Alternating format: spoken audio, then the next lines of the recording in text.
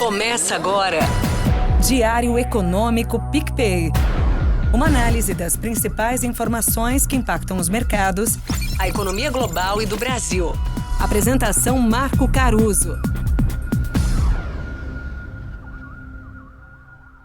Fala pessoal, bom dia. Hoje é quarta, 21 de fevereiro e este é o seu Diário Econômico.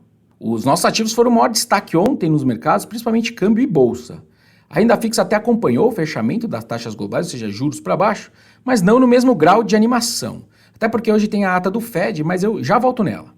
Bom, a volta do feriado americano foi um dia de dólar fraco de fato no mundo, mas não foi um dia de tomada de risco em geral, nem nas bolsas globais e nem nas commodities.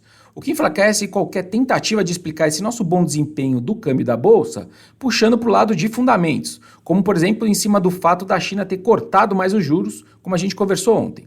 Tanto que os metais caíram, o minério de ferro caiu, o petróleo também caiu, só os grãos performaram bem em cima disso. Na moeda, uma parte da explicação diria que é mais técnica, porque o real está valorizando. Quando a gente estima o posicionamento dos grandes fundos multimercados brasileiros, ou mesmo lendo as cartas deles para tentar entender a cabeça dos fundos, é difícil achar algum fundo que não esteja comprado no real. Na verdade, nem tanto contra o dólar americano, mas isso é bem claro quando a gente vê contra as outras moedas de países desenvolvidos como o euro, ou seja, comprado no real, vendido no euro, e também contra outras moedas emergentes. Eu acho que esse posicionamento para o curto prazo faz sentido, primeiro porque contra o dólar é menos óbvio apostar a favor do real e contra o dólar, já que o Fed e a discussão de juros por lá deram uma guinada pró-juros altos por mais tempo com a inflação mais alta, certo?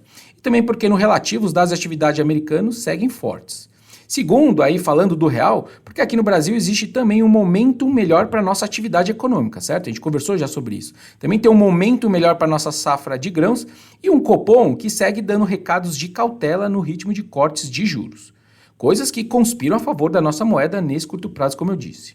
Fora isso, tem aquela perspectiva de que a arrecadação federal vai trazer um avanço bom em janeiro com a entrada dos recursos daquelas medidas que eles tiveram sobre as offshores e os fundos exclusivos. Aliás, ainda sobre isso, sobre a arrecadação, ontem também o CARF manteve uma cobrança de 9 bilhões de reais sobre a Petrobras em favor da União, numa decisão que trata ali de autuações fiscais sobre a CID.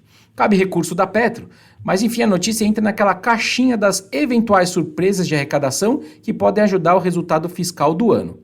Mesmo assim, o Ibov então subiu 0,6%, mesmo com Petro e Vale seguindo esse externo ruim para as commodities e pesando negativamente.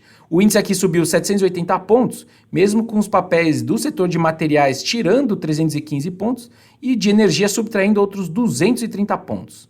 De qualquer forma, também uma coisa que a gente tem que ter na cabeça é que essa notícia do CARF lembra a gente de que existe um potencial conflito entre notícias boas para o lado fiscal, em termos de mais arrecadação, que são ruins para algumas ações e alguns setores também, porque são empresas pagando mais impostos. Mas enfim, ontem foi bolsa para cima. Pro dia aí, dois destaques. A ata da última decisão do Fed, que eu já citei, e o resultado da Nvidia, que, dado o seu tamanho dentro da bolsa americana, virou um evento macro com certeza. Essa é a ata da coletiva de imprensa em que o Powell disse, se vocês lembrarem, que o comitê não espera que seja apropriado reduzir os juros lá nos Estados Unidos até eles terem ganho maior confiança de que a inflação está de fato se movendo de forma sustentável e em direção a 2%. E desde então a gente viu dois dados de inflação piores, então é um documento que vai sinalizar cautela, mas não deveria ser muita novidade para ninguém mais. Agora, sobre a Nvidia, foi essa tensão pré-balanço que fez as ações caírem nos Estados Unidos, as bolsas caírem. A gigante dos chips vai atender às expectativas altas e todo esse boom da inteligência artificial? Até agora, a temporada de resultados nos Estados Unidos tem fortalecido aquela ideia de que a PJ, as empresas americanas, estão bem. Mas também tem sido um pouco mais misto para aquele clubinho das 7 megacaps, que é Apple, Microsoft, Alphabet, Amazon, Meta, Tesla e agora Nvidia. Então, pelo sim pelo não, teve gente que colocou um pouco de dinheiro no bolso, já que a Nvidia tem o melhor desempenho no SP500 esse ano, depois de mais que triplicar lá em 2023. Só que lembrando, frustração é realidade menos expectativa, certo? Então precisa combinar com a esperança do investidor mediano versus o que a gente vai ver de números. Bom dia, bons negócios e sorte sempre. Você ouviu? Diário Econômico PicPay.